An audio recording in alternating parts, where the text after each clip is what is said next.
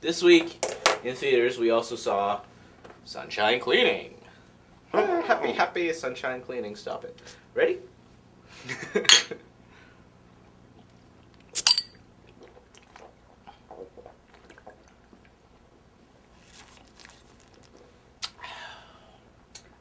Are you okay? No projectiles, please. Oh, I hate going off screen. You love it. Wait, I'm the dude in Sunshine Cleaning. So, talking about... Look at the screen. So, talking about Sunshine Cleaning...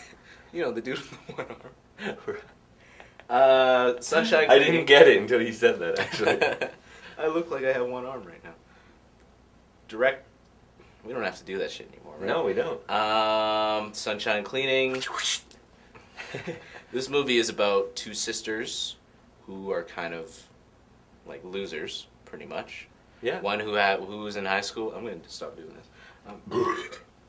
One. I'll get you a beer. Thank you. One who was in high school and kind of was like the hot shot in high school. Now she's not. She has a kid. She's single mother and has a dead end job. And then her sister is kind of just like a scumbag. Kind of loafs around, lives off her parents and stuff, and then they start this business where they start cleaning up after crime scenes. And bloody messes. Right. And it has a very upbeat title, Sunshine Cleaning, which is a complete juxtaposition to what the movie's actually about and how drony or feeling, I guess. It's a very deep movie. Very deep movie. I didn't expect this to be a very deep movie. Like, I thought this movie was by the people who did Little Miss Sunshine, but it just turned out to be the producers after I looked into it, and then I was like, oh, that explains a lot, because Little Miss Sunshine has the same old man. Alan Arkin, yeah, same guy, pretty much same character, except he does... Oh, wait, never mind. I was going to spoil something. Same character, pretty much. He's just a loud-mouthed old guy, which I kind of like. I like those characters. Oh, so do I. And he plays it to a T, which is awesome. And he's kind of lost his mind as well. Yeah. They've all lost their mind in this movie. Pretty much. But they've gone through some very tough shit. And with their mother committing suicide pretty much in front of them, they walk in on the whole bathtub scene from... Yeah, and that was... Oh, man, it was so... wrenching when I saw that scene. I was just like, oh. That's why it was so deep, man, because then and they do such a good job of, like, they're in a shitty situation and then backtracking and, like, explaining why they're the way they are, pretty much, right? Yeah. And then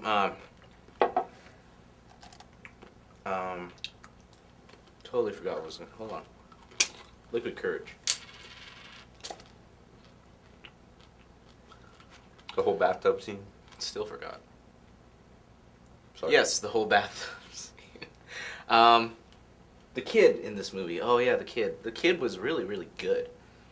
And he was an oddball. I liked how he was an oddball. Like, remember when he started licking shit? Licking the walls and stuff? He's like, why is he licking stuff? Oh, yeah. But it was because of that story that she told him. Remember? The crab? Or, was it crab? He was like OCD because he keeps licking mailboxes. And then the next day he starts licking shit. Yeah. I thought that was pretty fun. And the lobster man. Oh, it was lobster man. Kind of funny because, like, in the next movie we're doing bedtime stories, there's a lobster woman. Yep. But yeah, I thought this movie was an experience that I wasn't expecting to have. And it's carried by two really good actresses, Amy Adams and Emily Blunt. Amy Adams has really come into her own. I remember seeing her in... Well, she was in Enchanted, and it's like going from Enchanted to something like this that is so pretty much... It's dark. It's a pretty dark movie, right? And like, wow. I mean, they're cleaning up after dead people. Well, and like the whole... She wants to impress her friends from high school when she was... the head cheerleader dating the star of the football team. Yeah. And she was big back then, but then everything kind of went downhill from there type thing. And it's... Well, she kind of got the shaft in that whole thing, man, because, like, she was dating him, and then they had a kid, and he left and married someone else. And had 2 kids. Yeah, I mean, like, fuck. That's a tough situation, man. It's pretty... I mean, like, I'm not a woman, but if I was, I don't know how I would handle myself in that situation. They're stronger than we. Yes. Probably. I have no clue. I have to mention Clifton Collins Jr. He plays the one-armed man. His name is Wilson. Yeah. I have one arm. That's all you're going with that? It's awesome, because check it out. I have one arm.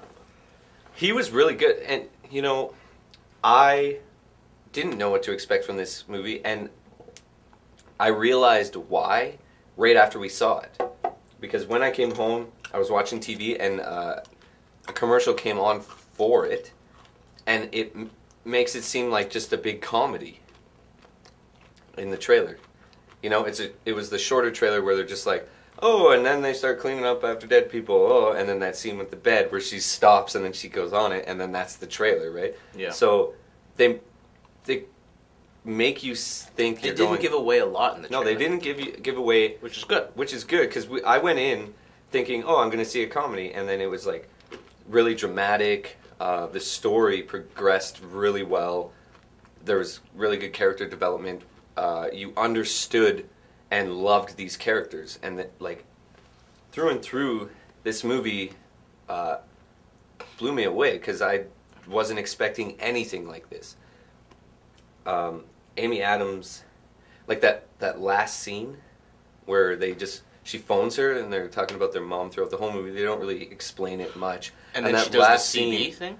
No. The last scene where she phones her sister and goes, turn it to channel 65. Oh, yeah. And then they just don't say anything. They finally see the scene. It's such a deep scene, but you have to watch it and understand everything that's going on. But this movie did such a good job of explaining that and making you feel for these characters enough that I got teary-eyed in that scene at the end. I was just like, that is deep fucking shit.